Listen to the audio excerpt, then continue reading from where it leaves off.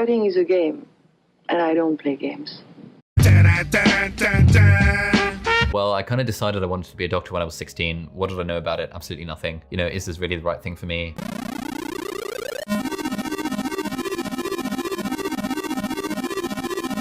If you're in the habit of talking to old people, like not so much my age, maybe like double it, they all have this familiar story about how in their particular field, in their particular discipline, there was this one golden generation of talented people who came back from World War II. And that somehow the unique circumstances in the post-war Reconstruction era just produced these wonderful, brilliant, well-intentioned people in their field and their job. And you know what? You know what it is? It's exactly what this idiot said just now. Those people didn't choose their profession when they were 16 years old. Kind of decided I wanted to be a doctor when I was 16. What did I know about it? Absolutely nothing. Do you know what World War II gave them? Time. People came back from World War II and they were maybe 22 years old or 24 years old, and they were handed a ticket for free tuition at all the great universities in the Western world, Canada, the United States, Europe. Each of these countries had a slightly different deal, but one way or another, tuition was either free or almost free for these people. And they were older and more experienced than people who decided what they wanted to do at 16 years old. And, you know, of course, there are many ways in which I don't believe in the glorification and nostalgia for the post-war generation. But think about a discipline like anthropology. I have met and spoken to people who decided that they wanted to be an anthropologist at 16 years old. They're really screwed up people. And like, how can I possibly communicate to them? Look, kid, you say you want to be an anthropologist. You don't even really know the meaning of the word. Like, you think you do. You've looked it up in a dictionary. You've looked it up in Wikipedia. But there's a really meaningful sense in which you don't know what the study of anthropology is like, and you definitely don't know what your career would be like after that. And people make these decisions, as this guy did, to become medical doctors at 16 years of age. And yeah, imagine how much different this piece of shit's perspective on life would have been if, when he was 16 years of age, he had maybe a 4 or 5 year career in the military. He might have come out of that with a degree of self-knowledge, some particular interest in the world, some particular passion, some sense of direction. And yeah, he might have just come back with shell shock and PTSD, and he might have just become an alcoholic and a gambler. Because after World War II, that happened a lot too, guys. You know, as I mentioned, I'm kind of worried that I'll wake up in the mornings and not really know what to do with myself. I'm kind of worried that when I do decide to go into a specialty, I actually won't like it and I'd want to leave the specialty.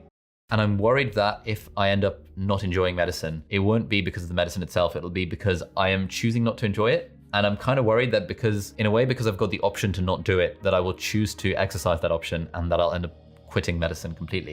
These different streams of income, I feel I've gotten to a point where I really don't need to rely on medicine to make money. The original video is over 30 minutes long. You may not think I'm doing you a favor by editing it down to just 2 minutes, but really I am. And there you heard in about 5 seconds what his message boils down to. He got rich, he got famous right here on YouTube, and now he's questioning why bother being a medical doctor anyway.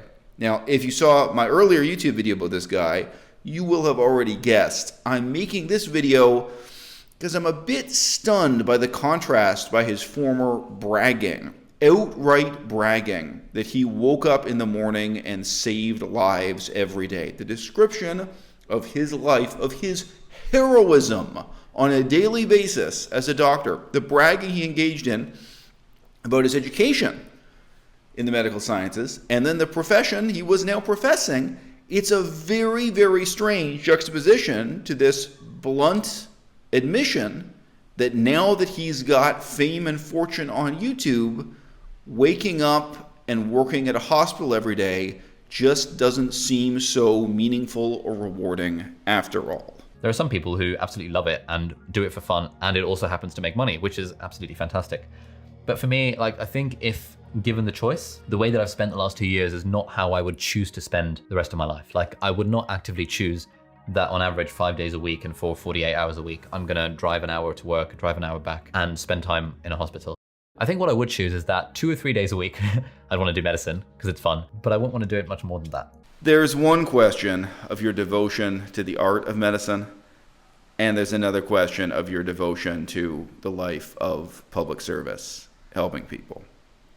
I remember I spoke to a guy who described to me that he was the head of OB-GYN in a hospital in Africa.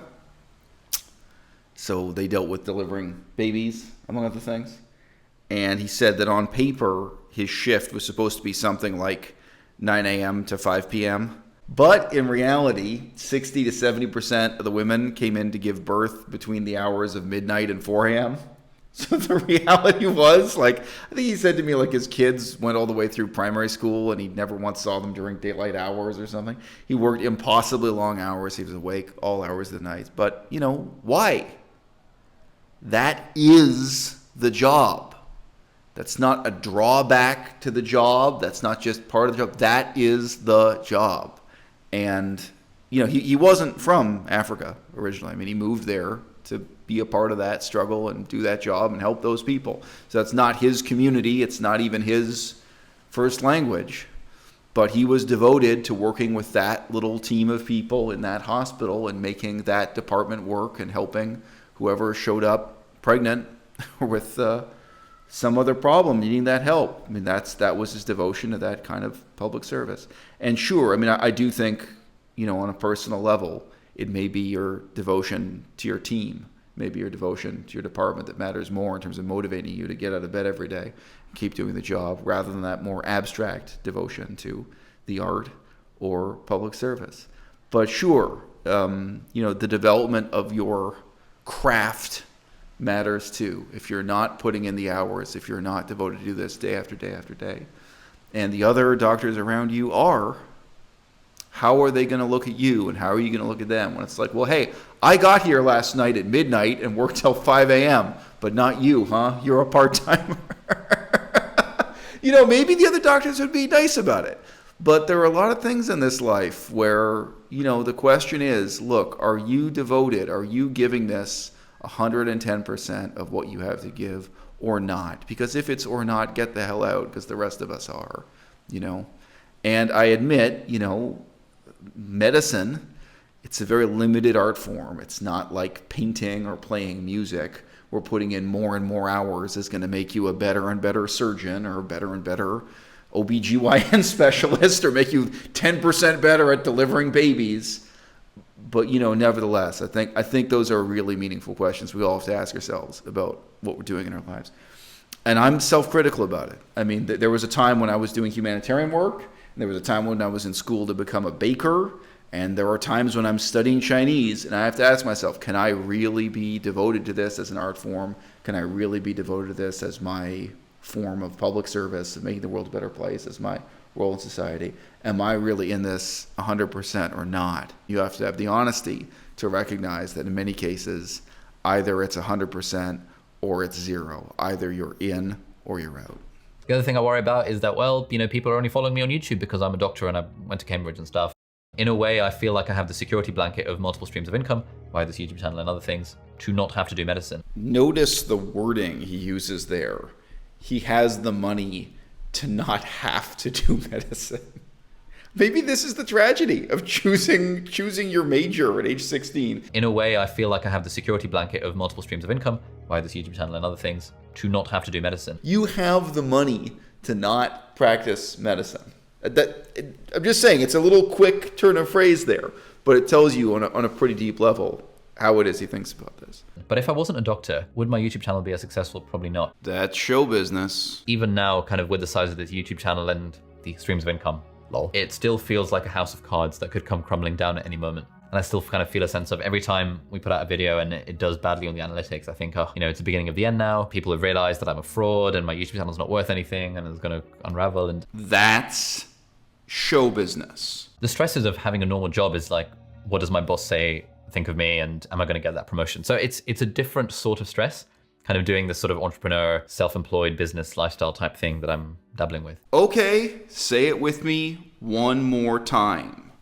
That's show business. And of course, the peculiar thing about YouTube is that it brings together people of such diverse backgrounds. People who started studying for their medical exams at age 16 had this preconceived notion their life would be all wrapped up in chemistry, biology, the applied sciences, and medicine, and so on and so forth. They thought that would be the world that they inhabit, and then they find themselves suddenly and unexpectedly instead in this world of theater, broadcasting, and yes, y'all, show business. That's kind of what it feels like on the inside. And so every time we do get a video that doesn't perform well, you know, every day when I kind of look at the stats and see the comments from people and get the DMs on Instagram and stuff, I almost can't believe that it's real. And I think that's partly where the fear comes from, that all of this could come crumbling down at any moment.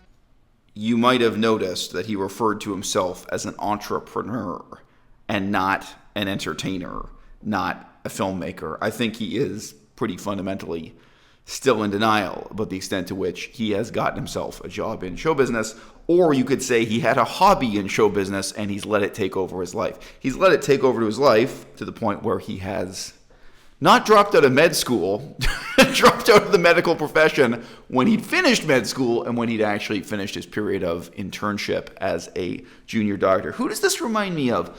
Jaclyn Glenn, YouTube's original med school dropout, who has now become, in medieval European parlance, the whore of Babylon. It's in Revelations, people! The problem with YouTube is that people lose their sense of purpose.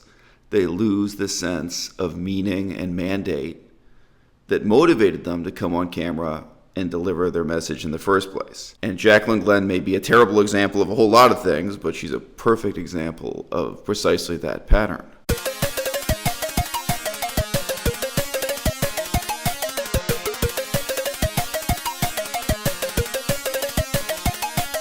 The tragedy is that she was in med school and she started making YouTube videos to talk about atheism because she felt she understood and could explain, the theory of evolution better than other people who were on YouTube engaged in those debates at the time, including, by the way, The Amazing Atheist. A major part of how her channel grew was that she did collaborative videos, The Amazing Atheist.